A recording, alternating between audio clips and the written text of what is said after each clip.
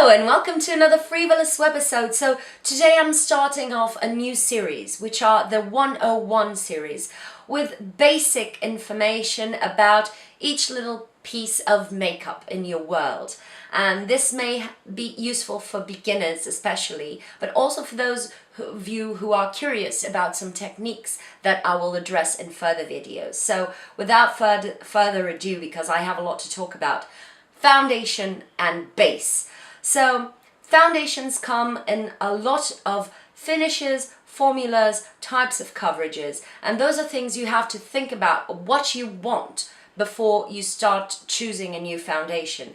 You have finishes from matte to demi-matte to dewy to high luster. You have formulas from liquid, like this Shiseido one, which is quite runny, to normal liquid foundations, like Born This Way is a normal liquid foundation that has kind of a more creamy texture. You have foundations that are actual creams. These are a little bit off trend, but still, this is quite creamy. This one is by Chanel, and it's quite, although it is a creamy foundation, it doesn't have a lot of coverage. And that's one thing I think you should think about, is that a matte foundation doesn't necessarily make your skin drier. A dewy foundation doesn't necessarily make your skin more oily. And a cream foundation, very creamy foundation, isn't necessarily a high coverage foundation, as a very liquidy foundation is not necessarily a very thin or sheer foundation. So these are things for you to think about. If you have oily skin, you should go for something which is oil-free. If you have dry skin, you should go for something that is quite nourishing, moisturizing, and really prep your skin beforehand. The last thing I want to talk about is the finish. You can go from a very sheer finish, like a tinted moisturizer, to a Western BB cream, which is kind of like a tinted moisturizer, to a higher coverage BB cream, which are the Asian ones, usually have better coverage. And then you have your medium coverages.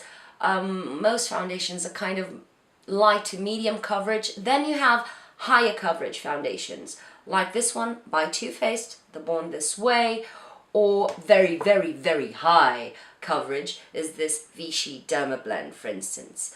One thing to note about the high coverage foundations, you should have a very good color match, because since this is a quite thicker foundation, it will be noticeable if it doesn't actually match your skin. Last type of foundations I'd like to talk to you about are the powder foundations. You have the MAC Studio Fix foundation, for instance, which is quite dry and mattifying and has a lot of kick when it comes to coverage, and is quite liked by those who have oily skin.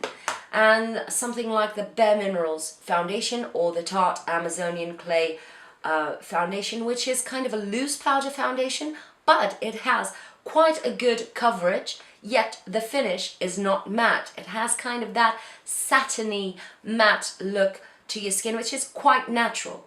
So those are things you have to keep in mind when you're going for a foundation. There is a huge plethora of finishes, textures, coverages. The main thing when choosing your foundation for me is take it home with you. Don't buy it on the spot.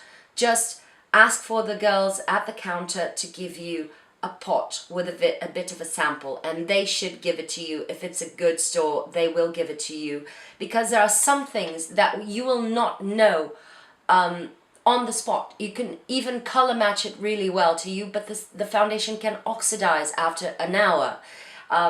It may look amazing when you apply it on your face, but then after a while it can get very oily, it can break down on your skin, it can get crackly and dry on your skin. It may not stay very well on your skin and fade or start to melt. You can have an odd reaction, you can have an allergic reaction to it. So these are things that you only know after you've worn it a couple of times. So take the foundation with you home, okay? Next, choosing your color. My favorite way to choose my color is here on the jaw, because I don't want to put makeup on my neck. That's just not going to happen with me. So I apply a bit of foundation here.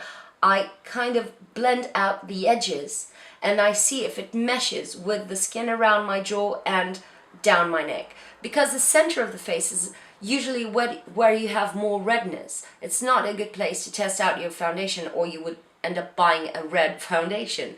So this is an area that is usually, if you don't have a lot of breakouts on this area, is usually quite clean, not too red, and it's very near the neck so that you can see if the color matches your skin. And that's how I go. Some people use their hands, but my hands are quite darker than my face. This area here, my forearm, is just too light. It's just too light. Those are great places to try out textures and finishes and see how they wear off, but they're not very good to try out the color. So next I'm gonna go into the application. First, you have several brushes. You can go with something like this, which is very thin, so it will apply a lot of product, and usually you kind of end up with some brush strokes, but some people love this. You just have to blot the brush strokes after you've used it, but it has quite a lot of coverage.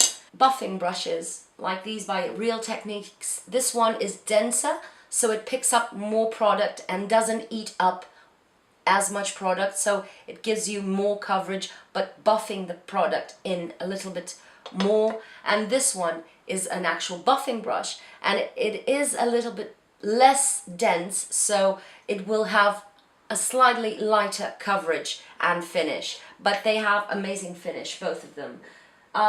Then there's something like this. This is a stippling brush. It has two fibers, two sets of fibers, and then it has kind of a very wobbly and very sparse top, so it packs on a little bit of product, and then when you apply it onto your skin, it gets a very, very light coverage, which is good for those of you who are going for lighter coverage.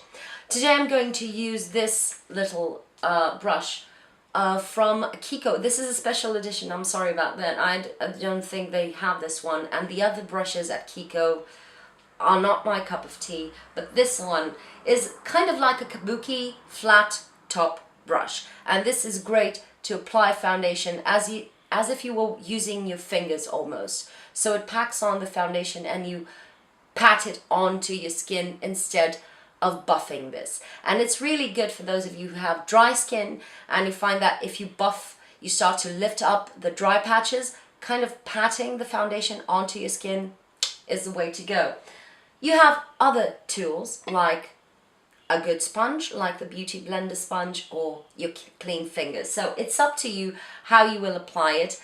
And when you're applying foundation, just keep in mind you should have a good canvas to start with. Apply a moisturizer, let it sink into your skin for 5 to 10 minutes. Do your hair, go have your breakfast, and then start your makeup so that your skin absorbs your moisturizer and you can blot off the excess of the moisturizer, especially for people with oily skin. This is quite useful. Just blot the excess moisturizer before you apply foundation.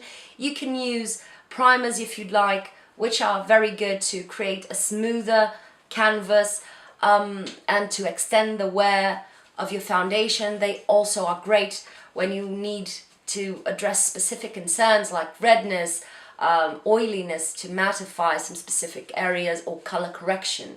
But when you're applying foundation, keep in mind, it is supposed to even out your skin and not to cover it up. I know if you have bad skin, I know, your impulse is to slather it onto your skin and just pack it on and you're done. And that's not the way to go. Foundations are supposed to be applied in 1 to 2 very thin layers, and that's what you're with. And if you need to further correct anything, you can then use a concealer. And that's how it's done. If you apply a lot of foundation, it will look cakey. Start with a thin layer of foundation. I usually start where I have most of my problems, so around my jawline, and then upwards. Most people start on the center of the face where they have most of their redness, and then they blend the foundation out. So start where you have most of your concerns and then apply it outwards with a thin layer. Really thin it out where you don't need coverage. Let your skin shine through as much as you can, And then if you have specific problems to address, go with a concealer. Foundations are buildable just to some extent. That's another thing. It will start to cake up and make your pores look larger and things like that, and it will start to melt on your skin if you really pack it on. And then you can go to concealer. If you can't afford more than one concealer, what I would do was to buy a concealer that is the exact color of my foundation and not a shade lighter nor darker. If you have more than one concealer, then you can get a concealer for near the eyes and then a skin colored concealer for your imperfections.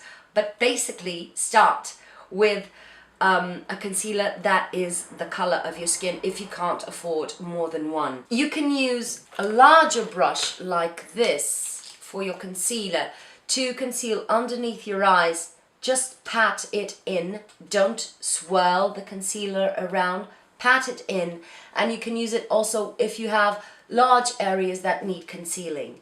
If you have very good skin and you just woke up with the odd blemish, you can use a very thin eyeliner brush to pinpoint conceal and then just blend the edges. And another tip I can give you is use your sponge once in a while or your fingers just to make sure you are blending everything in and everything is well meshed into itself because it can give you, it can make a world of a difference, this kind of little things. Last thing but not least, you should powder your skin, especially if you have oily skin. Most foundations are not meant to stay on your skin for a long time if you don't powder them. So if you don't need a lot, just apply it where you need it, on the center of the face, on the T-zone, and use kind of a lighter powder, like a loose powder.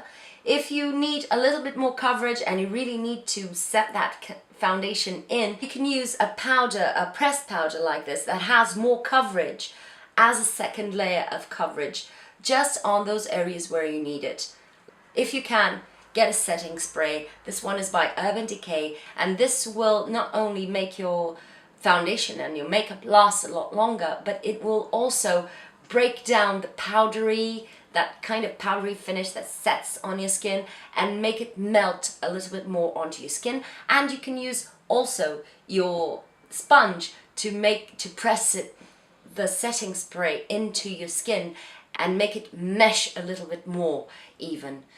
So I think this was a very rambly video. I don't know what I'm going to do to edit this out, but I hope this was helpful. I hope I gave you a couple of tips that you can use, and good luck choosing your foundation. I'll see you on the next one. Bye!